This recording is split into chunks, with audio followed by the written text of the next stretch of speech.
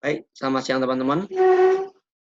Sebelum ke latihan soal, saya akan memberikan sedikit review materi dan juga beberapa tips and trik untuk mengerjakan soal-soal kalkulus. Baik, oke, kita mulai ya. Ini adalah outline dari yang akan saya sampaikan pada hari ini. Lalu untuk referensi, saya menyarankan menggunakan ini, 3 yang disampaikan ini. Yang pertama adalah diktat kuliah kalkulus 1 yang disusun oleh tim pengajar kalkulus FMIPA UGM. Lalu yang kedua, bisa menggunakan buku dengan judul Calculus Need Edition, karangan Piosel dan Warburg. Ini bisa Anda download secara online.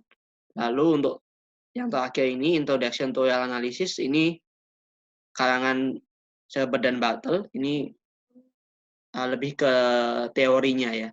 Ke teori baik itu bilangan real, limit, diferensial, dan juga integral. Tetapi untuk kalkulus yang utama adalah 2 yang atas ini. Ini hanya untuk teori-teori di belakangnya. Oke.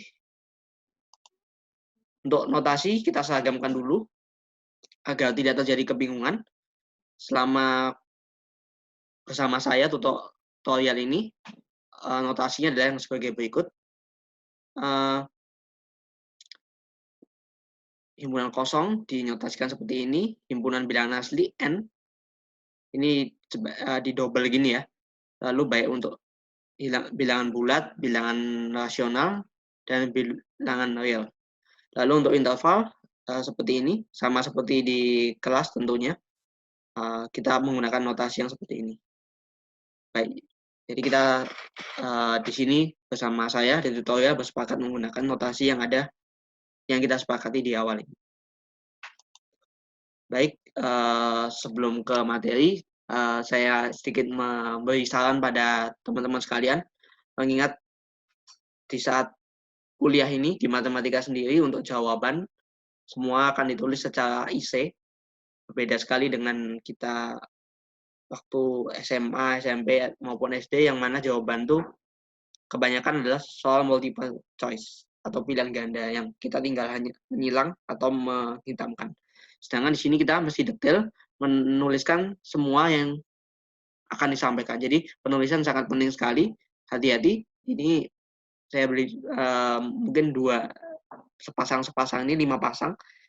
Ini sangat harus hati-hati sekali penempatan kurung karena akan sangat menentukan apa yang akan kita ingin sampaikan. Semisal nomor 1 yang di sebelah kiri ini menyatakan inverse dari F komposisi G. Nah, sedangkan yang di kanan itu menyatakan tanpa kurung ya, berarti F dikomposisikan dengan inverse dari G. Ini berbeda sekali, jadi jangan sampai kita salah. Lalu misalkan sinus X plus 1, berarti yang dicari nilai sinusnya adalah yang dalam kurung, yakni X plus 1. Dan jika kita tidak menggunakan kurung, ini berarti kita mencari sinus dari X baru ditambahkan dengan 1. Hal serupa seperti ln, logaritma natural, dan juga untuk perpangkatan. Jadi Anda harus berhati-hati sekali dalam penempatan kurung maupun dalam notasi-notasi matematika, agar tidak menjadi suatu kesalahan fatal sehingga nilainya menjadi 0. Baik, ini saran dari saya. Sebaiknya penulisannya harus diperhatikan sekali karena ini kita sudah kuliah ya, kita perlu esai. Oke. Lalu untuk sistem bilangan real, ini mengulang saja untuk himpunan yang seperti ini ya. Ini mungkin sudah dijelaskan di kelas maupun juga selama kita di sekolah dasar hingga menengah. Dan untuk bilangan real itu secara definisi adalah himpunan yang terdiri dari bilangan rasional dan irasional, lalu dilengkapi operasi penjumlahan dan perkalian. Jadi penjumlahan dan perkaliannya seperti yang kita pelajari sampai kuliah ini, dan juga memenuhi sifat berikut untuk setiap ABC yang merupakan bilangan real berlaku 8 sifat ini. Dan sifat-sifat ini juga sangat familiar tentunya karena sudah dari sekolah dasar diperkenalkan satu persatu. Dan nanti saat kita menyelesaikan pertidaksamaan, karena pertidaksamaan itu adalah mencari semua bilangan real yang memenuhi, berarti kita sangat akan bergantung dengan sifat-sifat yang sudah pernah ada. Jadi beberapa konsep itu sangat bergantung pada sifat-sifat ini. Oke, itu untuk definisi bilangan real. Lalu untuk sistem bilangan real, kita juga memanfaatkan ini ya, relasi urutan lebih besar, lebih kecil atau sama dengan, lebih besar atau sama dengan. Dan kita tentu mengingat beberapa sifat ini yang sudah kita mungkin diberikan dari kita masih SD ya. Jadi ini teorema itu seperti sifat. Jadi di matematika biasa orang menyebutnya dengan teorema. Dan ini beberapa ini alat-alat yang akan kita pergunakan untuk menjawab soal-soal terutama di pertidaksamaan matematika. Kalau yang nomor 1 sekilas sudah jelas ya. Kalau A kurang dari sama dengan B kurang dari sama dengan C, betul ya? A kurang dari sama dengan C. Oke, lalu ini jika ini maka berlaku ini untuk setiap bilangan C. Jadi kalau ini sudah A kurang dari sama dengan B, kedua ruas kita tambahkan dengan suatu bilangan yang sama, tandanya tidak akan berubah. Lalu nomor 3, jika A kurang dari sama dengan B dan C adalah bilangan yang lebih dari 0, maka jika kedua ruas dikalikan dengan C, tandanya akan tetap, yaitu kurang dari sama dengan. Akan tetapi terbalik, jika C-nya negatif, maka A kali C akan lebih besar dari B kali C. Sifat nomor 4 ini yang menjawab mengapa saat kita SMP, jika kita menemui katakan min 2x kurang dari 2, guru kita akan bilang karena koefisien dari x adalah minus, berarti tandanya harus dibalik. Jadi ini yang penjelasan secara ilmiahnya. Lalu yang ini 5 dan 6 saya kira jelas. Lalu yang nomor 7 ini harus hati-hati sekali karena disyaratkan AB-nya itu lebih besar sama dengan 0 baru berlaku ini. Oke. Dan juga perlu Anda sedikit kritisi, ada syarat non negatif pada nomor 7 ini. Dan itu mengapa? Mengapa itu terjadi? Mengapa itu penting? Itu mungkin bisa menjadi semacam hal yang perlu Anda kritisi.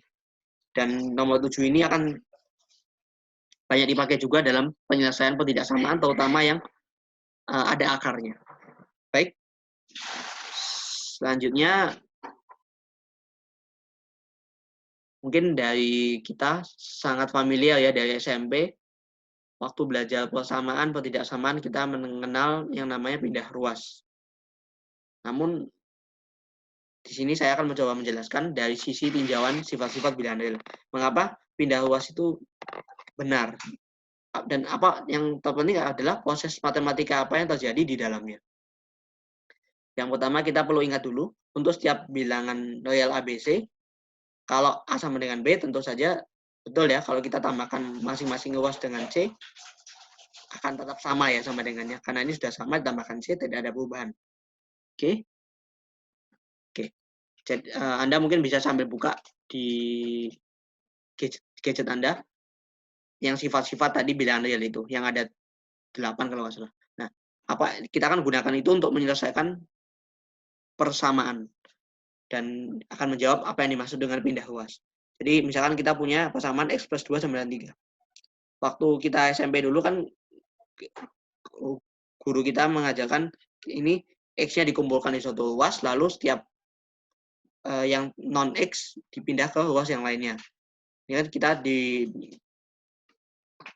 diberi petunjuk oleh guru kita adalah memindahkan 2 ke kiri dan tandanya diubah, yang jadi awalnya plus jadi minus dan juga sebaliknya. Nah, sebenarnya apa proses matematika yang terjadi? Itu tidak lain adalah kita ternyata dengan menambahkan ini, kita dengan juga mengingat ini, kita tambahkan dengan min 2. Supaya nanti x-nya itu tinggal x-nya saja. Jadi kita tambahkan min 2, tidak ada perubahan ya, karena Ini udah sama, ditambahin min 2 nggak sama, tetap sama dengannya. Lalu kita menggunakan sifat asosiatif. Kita bisa semacam memindah kurungnya. Jadi 2 plus min 2, lalu yang kanan 3 plus min 2 adalah 1, lalu 2 plus min 2 adalah 0. Jadi kita boleh X plus 0 sama dengan 1, dan juga kita ingat X tambah 0 itu pasti tetap X ya, karena ditambahkan dengan 0 sama dengan 1. Nah, dengan demikian kita dapat X yang memenuhi adalah 1. Jadi ini adalah proses matematika yang terjadi. Dan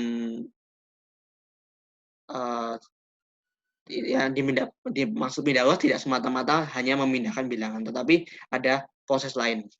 Mungkin kata-kata pindah luas ada maksud lain yang ingin disampaikan oleh guru-guru kita terdahulu. Baik. Selanjutnya sama seperti untuk ketidaksamaan juga sama seperti yang tadi. Kita punya yang ini untuk persamaan tapi lebih kompleks. Sama, kita juga berusaha menghilangkan 3x min 3x di kanan dan juga 1 di kiri. Caranya bagaimana? Kita menambahkan dengan min 1 dan juga 3x. Ini saya tulis saya skip lebih cepat. Tapi nanti bisa Anda coba pahami sendiri dan preteli sendiri. Ini konsepnya sama.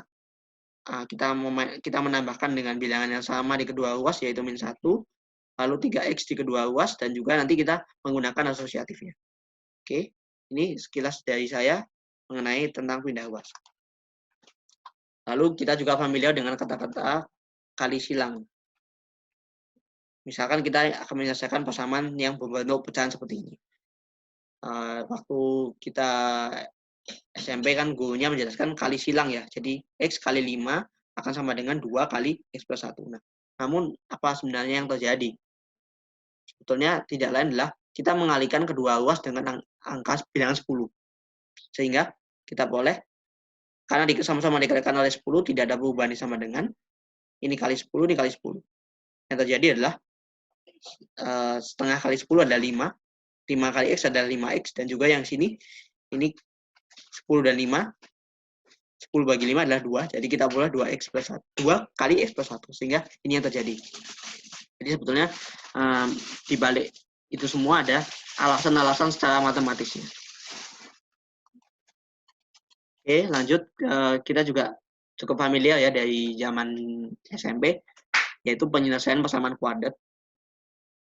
Jika setelah kita ada persamaan kuadrat, kita faktorkan, kita dapatkan ini kali ini sama dengan 0, jawabannya adalah X-2 sama dengan 0 atau X-1 sama dengan 0. Dan selanjutnya kita dapatkan X-nya itu 2 atau X-nya 1. Nah, mengapa kita bisa menggunakan ini? Apa alasan dibaliknya? Ya, untuk menjawabnya, salah satunya adalah alasan di teori tentang bilangan real, yaitu jika kita diberi dua bilangan real A dan B, kalau hasil kali A sama dengan 0, hasil kali A dan B sama dengan 0, maka salah satu dari A atau B itu nilainya 0. Ini bisa kita bayangkan dengan begini. Jika kita juga bisa menggunakan kontraposisinya, yaitu jika A tidak 0 dan B tidak 0, maka A kali B tidak akan 0. Hal ini secara bayangan bisa kita bayangkan, kalau kita punya dua bilangan, A kali B kan selama ini kita tidak pernah ya menemukan sama-sama tidak 0 A dan B-nya, tapi dikalikan jadi 0. Nah, itu dia. Jadi kita menggunakan teorema ini dan memandang A-nya itu adalah X-2 dan B-nya adalah X-1, lalu menggunakan implikasinya atau akibatnya, berarti X-2-nya itu 0 atau X-1 yang 0. Nah, maka dari itu kita bisa menyimpulkan seperti ini. Lalu untuk tidak samaan kuadrat, kita cukup familiar juga dengan permasalahan ini dari SMA kelas 10. Setelah difaktorkan, kita boleh ini kali ini lebih dari 0. Nah, selanjutnya kita diminta mencari interval X yang memenuhi. Nah, salah satu teori yang bisa digunakan adalah teorema berikut, yaitu Jika A kali B itu positif atau lebih dari 0, maka bisa jadi A positif dan B positif, atau yang kedua adalah A dan B sama-sama negatif. Ini logis sekali ya. Kita kalau punya bilangan, hasil kalinya positif, belum tentu keduanya itu sama-sama positif. Bisa aja kedua-duanya sama-sama negatif. Nah, itu menjadi semacam kayak hal lain yang harus kita pertimbangkan juga. Nah, dengan teorema ini kita bisa menyelesaikan ini dengan, oh ya, sebagai catatan kita tidak bisa menyimpulkan X-2 dan X-1 keduanya positif karena ada kemungkinan lain yaitu sama-sama negatif. Dengan demikian, karena ada dua kemungkinan ini perlu kita selesaikan dengan membagi menjadi dua kasus, yaitu kasus 1 dan kasus 2. Untuk kasus pertama, jika ini dan ini, maka X-nya lebih dari 2 dan X-nya lebih dari 1. Nah, X-nya harus lebih dari 2 dan lebih dari 1. Jadi dapat kita simpulkan X-nya lebih dari 2, yaitu irisan dari dua interval ini. Hal yang sama untuk kasus 2, kita dapat menyimpulkan X-nya kurang dari 1. Nah, karena tadi kita memecah kasus 1 dan kasus 2, untuk jawaban akhirnya kita harus menggabungkan mereka berdua. Jadi, HP tidak himpunan penyelesaiannya atau saya singkat HP adalah himpunan semua bilangan real yang mana kurang X-nya kurang dari 1 atau X-nya lebih dari 2. Nah, ini mungkin sebagai sudut pandang lain ya dari penyelesaian ketidaksamaan. Mungkin nanti di prakteknya kita akan lebih familiar dengan penggunaan garis bilangan. Namun yang saya ingin tekankan di sini adalah kita tidak bisa langsung menyimpulkan jika ada perkalian A kali B itu yang positif, kita tidak bisa langsung menyimpulkan ini kedua-dua bilangannya positif. Karena mungkin ada kemungkinan lain, yaitu sama-sama negatif. Itu esensi yang ingin saya sampaikan. Mungkin nanti dalam penyelesaiannya kita menggunakan yang lebih efisien, yaitu garis bilangan. Oke, sebelum ke contoh, untuk saya ingin menegaskan sekali lagi, himpunan penyelesaian dari suatu ketidaksamaan itu berarti kita mencari semua X yang memenuhi, mencari X bilangan real yang memenuhi ketidaksamaan tersebut. Nah, kita harus menemukan semua. Jadi, harus semua dan tidak boleh ada yang ketinggalan untuk mendapatkan full score. Oke, baik, kita coba untuk pengerjaan contoh soalnya.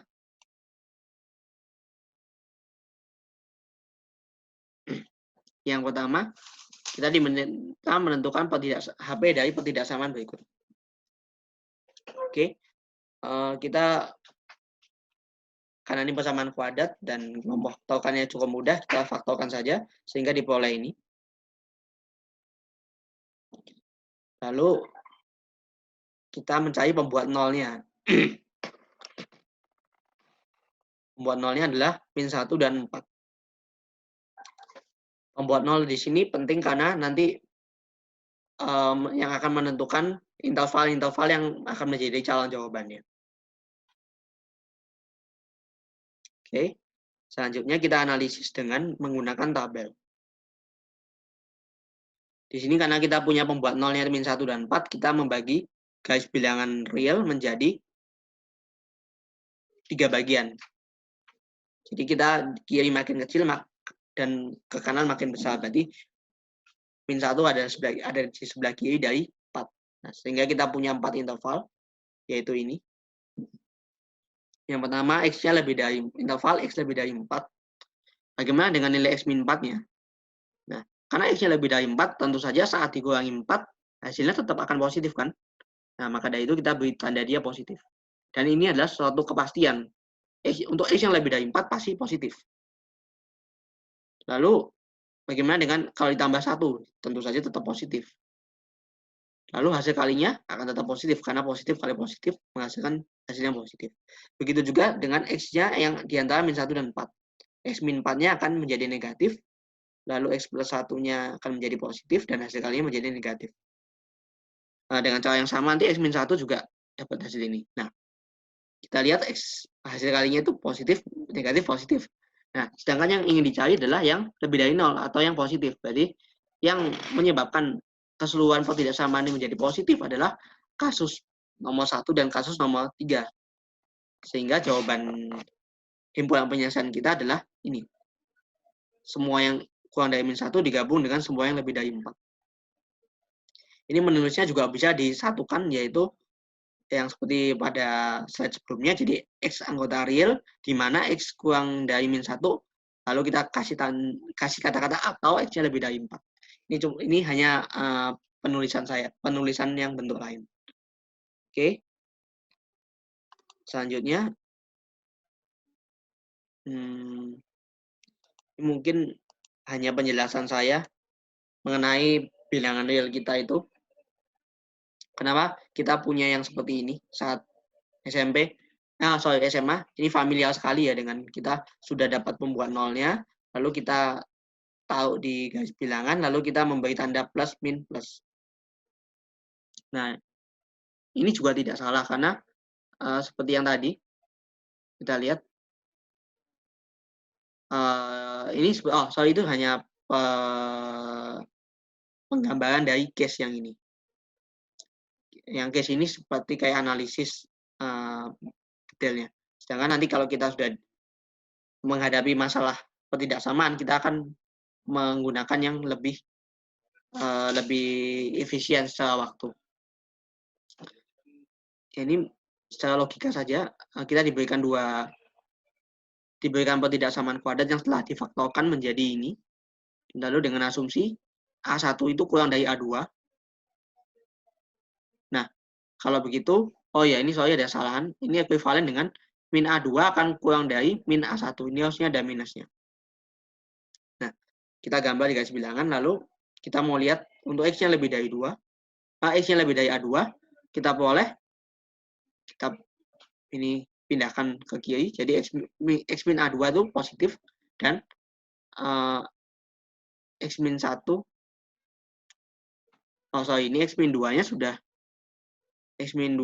sudah lebih dari 0. Lalu kan min A1 lebih besar dari min A2. Nah, ini ditambahkan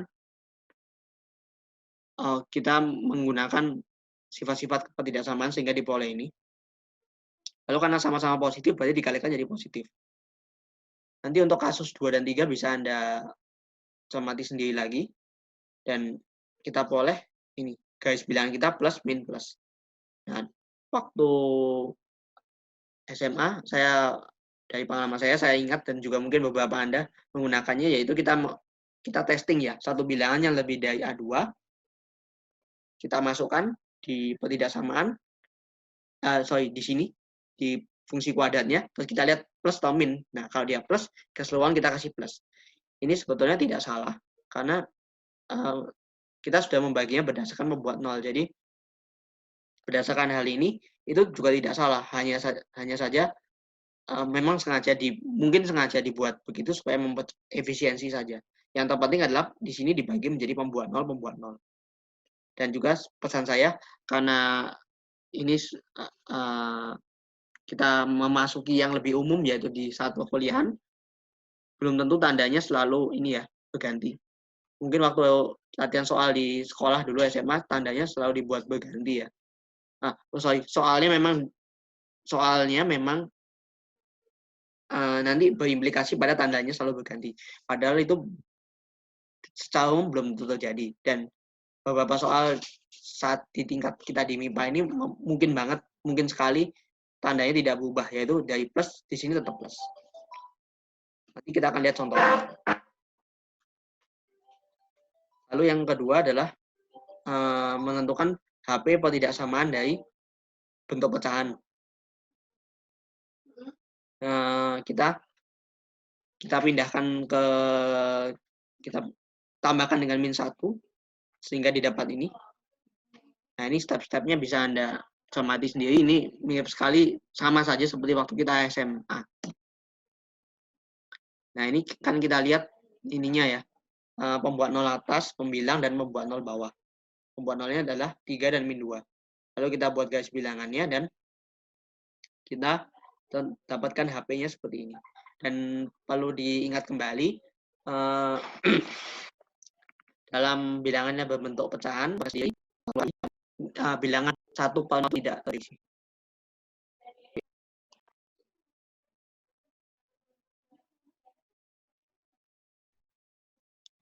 Nah, untuk soal yang sama seperti tadi, kalau kita seandainya ini persamaan, kita terbiasa melakukan kali silang ya. Persamaan kalau itu tidak selalu bisa. Sebagai contoh, misalkan kita paksakan dia kali silang, lalu kita paksa X-nya kurang dari sama dengan 3. Bilang tidak benar saat melakukan dapat tidak samaan.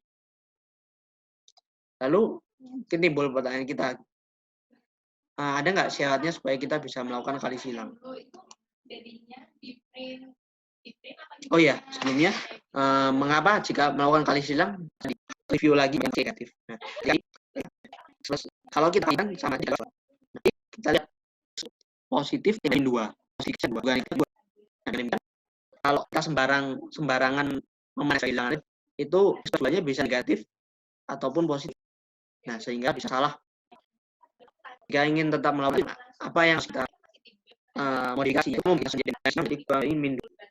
Nah, kita lihat ya positif kita melakukan bagian seperti itu. Nah, perlu kita ingat kasus 1 maka dari kita akan lebih dari itu tidak ada hasil. Nah, ya itu sekedar untuk apa ya, catatan dari saya, dan juga Anda lebih ekstra hati-hati saat mengerjakan soal-soal kalkulus.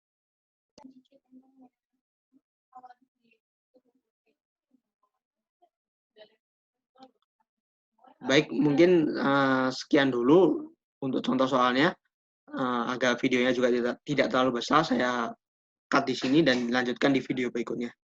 Oke, terima kasih teman-teman, semoga bermanfaat.